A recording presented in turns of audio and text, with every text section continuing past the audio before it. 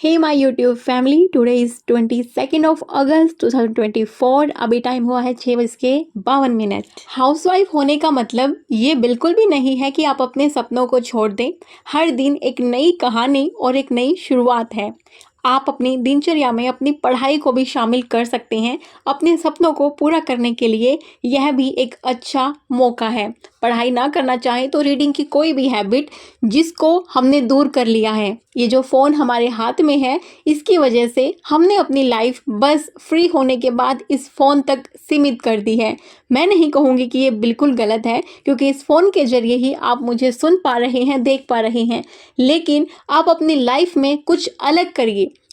Reading habit बहुत ज़रूरी है कुछ नया सीखने के लिए। मुझे पर्सनली ऐसा लगता है।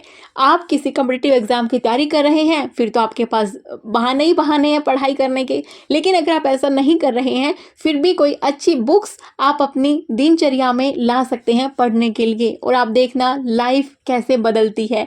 और जो हमारी बुक्स होती हैं वो हमारा जीवन का सबसे अच्छा साथी होती हैं। अगर आप जीवन में ये सोचते हैं कि दोस्तों के साथ बैठना ज़रूरी है, वो है, लेकिन चुगलियाँ करने से ज़्यादा आपको ज़रूरी है कि आप कितना चिल करते हैं। दोस्तों के साथ चुगलियाँ नहीं, चिल करिए। और जो भी टाइम दिन में फ्री होते हुए आपको मिले, उसमें आप अपनी इन्फॉर्मेशन बढ़ा सकते हैं बुक्स के ज़रिए। ये एक आदत जो आपको डिप्रेशन में जाने से भी रोक सकती है और आपके एक एक मिनट को उपयोगी भी बना सकती है। तो आज से ही आप मुझसे वादा करिए कि आप अपने दिन को एक नए नज़रिए से देखेंगे। घर के कामों के साथ साथ अपने सपने को पूरा करने के लिए कम से कम 20-25 मिनट तो दिन में निकालेंगे ही। आप ये सोचेंगे 20-25 मिनट से क्या होता है? जी, शुरुआत थोड़े से ही होती है। उसके बाद जब अपने सपनों की उड़ान एक बार भरने लगोगे, फिर तो टाइम अपने लिए आप खुद ब खुद निकालने लगोगे। ना किसी के कहने से आज तक टाइम कोई निकाल पाया है, किसी को कहने से कोई मोटिवेट सिर्फ थोड़े टाइम के लिए ही रह पाया है।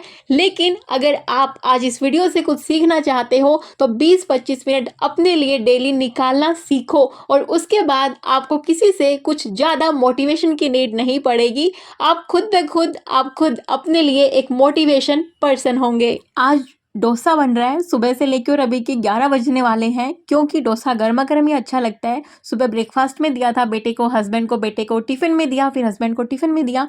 जब हस्बैंड का टिफ़िन बनाया तब मैंने डोसा खाया। उसके बाद आई सुस्ती, उसके बाद मैंने लिया 25 मिनट्स का नैप। जब भी आपको लगे दिन भर में सुस्ती आए, आपको ज़रूरी नहीं है कि 1 से 2 घंटे जो सोना ही ज़रूरी है। आप 20 मिनट या 25 मिनट का अलार्म लगा के और सो के देखिएगा। वो 25 मिनट बाद जब आप उठेंगे, आपको रियली में महसूस होगा कि आप कितने एनर्जेटिक हो। किसी का मुझे कमेंट आया था कि मेरी एज अभी 34 है, मैं पढ़ाई करना चाहती हूँ, कुछ बनना चाहती हूँ, लेकिन डर लगता है सोचते हुए कि इतना बड़ा सपना मैं कैसे देख सकती हूँ इस उम्र में।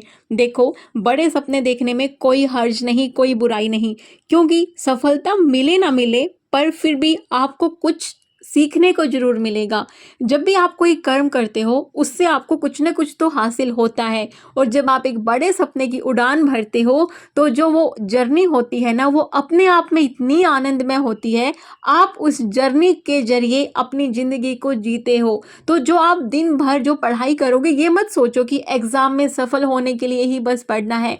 अरे, दिन भर में आपने वो टाइम निकाला जिसको आप जीना चाहते हो, जो टाइम आपको खुशी देता है, तो वो कितनी बड़ी बात है। एक दिन भर में आप जब खुद के लिए इस तरीके से 2-3 बार टाइम निकाल लोगे, तो दूसरे कामों को करते हुए भी आपको बुरा नहीं लगेगा।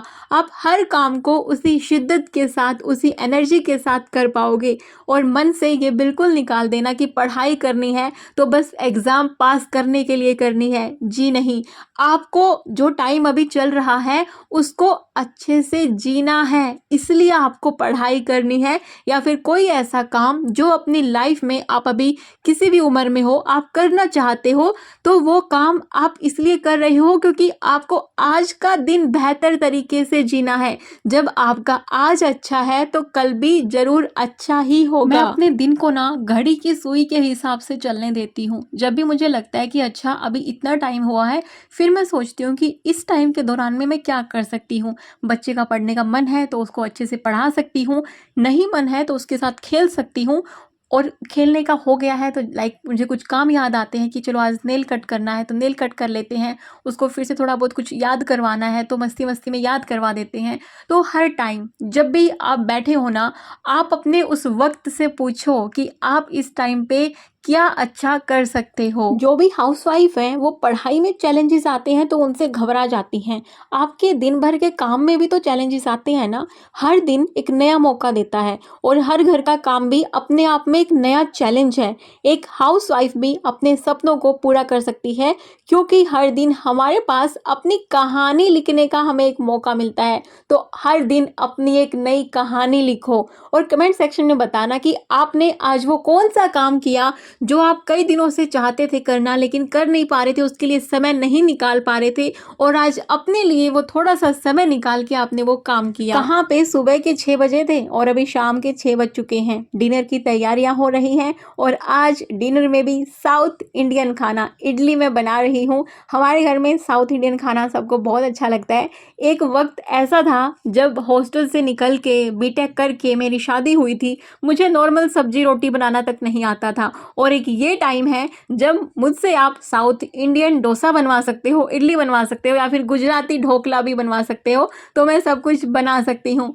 और यही नहीं, बेटे के स्कूल में कुकिंग में मुझे फर्स्ट प्राइज भी मिल चुका है। तो ये सब कुछ भी तो फ्री टाइम में कुछ नया सीखने से ही आया है ना। तो आप भी अपनी लाइफ में फ्री टाइम में कुछ नया सीखते रहिए। किसी ने मुझसे पूछा था कि दीदी आपके हस्बैंड क्या करते हैं, तो मेरे हस्बैंड एक ऑडिट ऑफिसर हैं, गवर्नमेंट ऑडिट ऑफिसर। उन्हीं की वजह से हमें ये गवर्नमेंट क्वार्टर मिला हुआ है। किसी ने मुझे इतना प्यारा कमेंट लिखा जो मेरे दिल को बिल्कुल छू गया। उन्होंने लिखा है कि आपकी वीडियो में डेली देखती हूँ दी, मुझे ना लगता था हमेशा से कि काश मेरी कोई बड़ी बहन होती, लेकिन मुझे अभी आप मिल गई हैं। मैं आपकी डेली वीडियो देखती हूँ और अपनी बड़ी बहन समझ के मैं आपकी सारी बातें सुनती हूँ। Thank you so much. इन्हीं सब मैसेजेस का जवाब देने के लिए मैं यहाँ पे व्लॉग लेके आती हूँ। मैं ये कहने वाली थी डेली व्लॉग लेके आती हूँ, जो कि मैं नहीं ला पाती, बट मैं कोशिश करूँगी।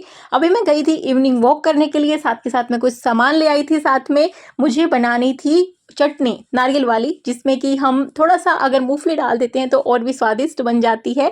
आप कभी ट्राई करना नारियल मूंगफली की चटनी सांभर और इडली, सीरियसली में बहुत यम्मी लगती है। किसी ने मुझे लिखा था कि 96 में बोर्न हूँ, लास्ट टाइम यूपीएससी एग्जाम दिया, क्लियर नहीं हुआ और मैं डिप्रेशन में हूँ। यूपीएससी के एग्जाम में फेल होना एक टेम्परेरी सेटबैक हो सकता है, लेकिन यह आपके फ्यूचर और आपके पोटेंशियल का आखिरी फैसला नहीं है। ये जरूरी है कि आप अपने आप को अपलिफ्ट करें और अपनी स्ट्रेंथ और कैपेबिलिटीज पर भरोसा रखें। हर फेलियर एक नई अपॉर्चुनिटी लाता है और आपके सक्सेस के रास्ते आपको परसिवरेंस और डेडिकेशन पर डिपेंड करता है। कितने टॉपर्स को सुनते हैं हम जो कहते हैं कि हम 5 बार फेल हुए और छठी बार में हमारा एग्जाम निकल गया।